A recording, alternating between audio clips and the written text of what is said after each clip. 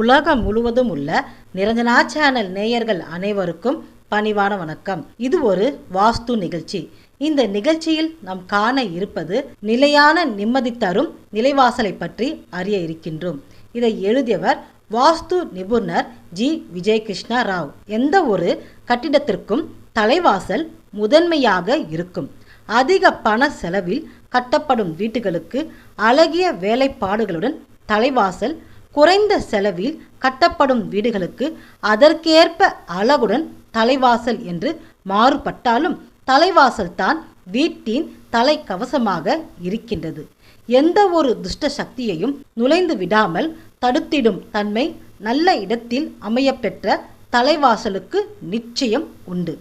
எந்த ஒரு குடும்பத்தின் ஏற்ற தாழ்வுக்கும் அந்த வீட்டின் தலைவாசலுக்கும் நெருங்கிய தொடர்பு உள்ளது.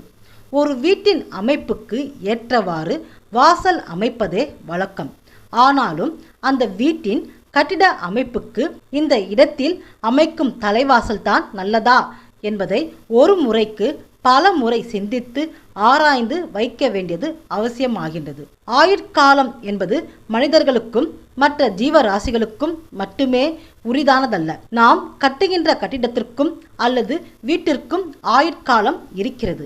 இதில் மிக முக்கியமாக தலைவாசலுக்கும் ஆயுட்காலம் உண்டு என்பது நம் எத்தனை பேருக்கு தெரியும்? ஆம், தலைவாசலுக்கும் ஆயுட்காலம் உண்டு. அதிலும் குறைவான ஆயுட்காலம். வெறும் 30 ஆண்டு காலம்தான் தலைவாசலுக்கு ஆயுட்காலமாக நிர்ணயிக்கப்படுகின்றது. நாம் என்னத்தான் ஆடம்பரமாக வீட்டை கட்டி இருந்தாலும் தலைவாசலுக்கு உரிய ஆயுட்காலம் முடிந்த பிறகு கொஞ்சம் கொஞ்சமாக அந்த வீட்டின் அதிர்ஷ்டம் குறைய தொடங்கும். அப்படியென்றால் ஒரு வீட்டிற்கோ அல்லது கட்டிடத்திற்கோ உள்ள ஆயுட்காலம் தலைவாசலுக்கு உள்ள ஆயுட்காலத்தால் பாதிக்கப்படுமா என்றால் கட்டாயம் பாதிப்புக்கு உள்ளாகும். சரி, தலைவாசலுக்கு உள்ள ஆயுட்காலம் எத்தனை ஆண்டுகள்? சொல்கின்றேன். சுமார் 30 ஆண்டுகள் என்கிறது மனையடி சாஸ்திரம். ஆனாலும் அந்த 30 ஆண்டுகளுக்குள் 3 ஆண்டுகளுக்கு ஒரு முறையாவது தலைவாசலுக்கு பூஜை செய்வது கட்டாயம் என்று அறிவுறுத்தப்படுகின்றது. எப்படி பூஜை செய்ய வேண்டும் என்று கேட்கிறீர்களா? உங்களுக்கு சந்தேகம் இருந்தால் வீடியோவில் தெரிகிற வாட்ஸ்அப் நம்பருக்கு மெசேஜ் பண்ணுங்க. இதுபோல் இன்னும் பல பயனுள்ள தகவல்களை அறிய நிரஞ்சனா சேனலை பாருங்கள்.